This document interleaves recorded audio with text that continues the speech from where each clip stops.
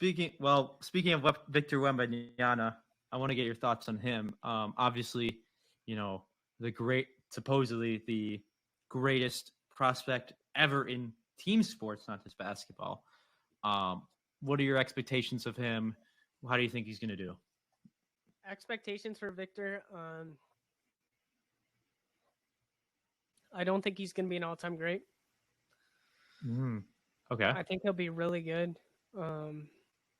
He has to beef up a lot. He's really skinny.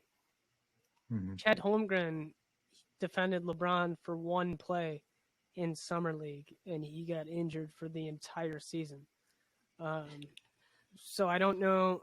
Victor's obviously going to have to beef up to play in this league.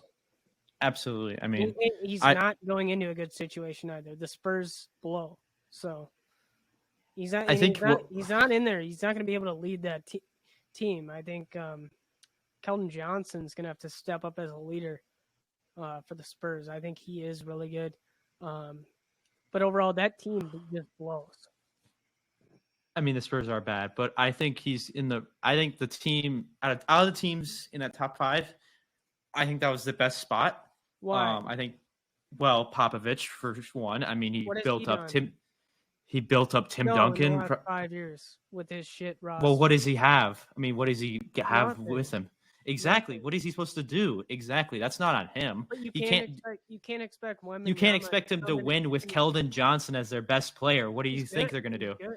Well, what is he going to do? He's clearly good. He's getting them 17 wins a season. So definitely the guy I want on my team starting, the leading scorer. But back to your point about the Spurs. I mean, what do you expect? I mean, Keldon Johnson's your leading scorer. You're obviously not going to be good. I mean, and I don't think that's on Popovich at all. I think he's like one of the greatest coaches of all time. Built up Tim Duncan, Manu Ginobili, Tony Parker, Kawhi Leonard. I mean, the list just goes on and on and on. I mean, and I think he's getting in the perfect situation with San Antonio, obviously. And I think I definitely agree. Like, he's got to beef up. Like, kind of same thing with Chet Holmgren. I think he'll have trouble with like Joel Embiid, the Giannis type players. Like, he's gonna be in for a treat that first game when he has to guard them. I got to be honest, that will be tough for him. But I think what makes him so special is his ability to space the floor. It gives you a pick and pop option. So I think that would be, challenge for teams to deal with now.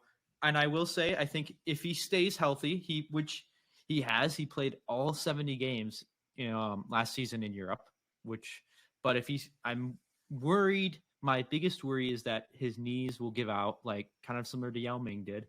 And he just might not be as durable. Now, if he could stay healthy, I think he can absolutely have the potential to be a top 10 player in the NBA. Now, not of all time, but at the time. He's the most skilled 7'5" player ever.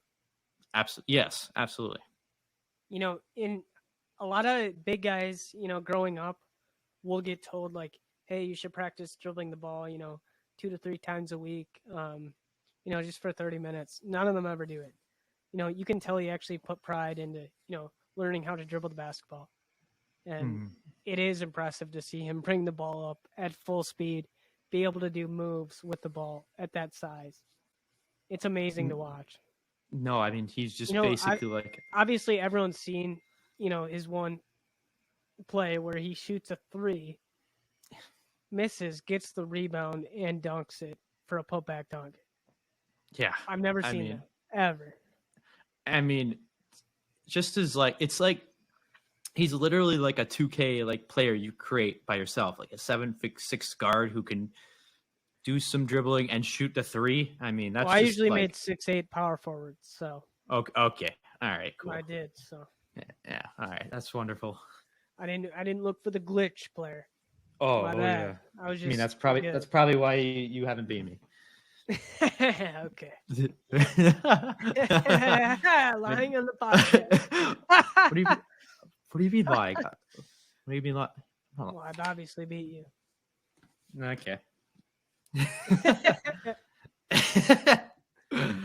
You can admit it. You can admit it now.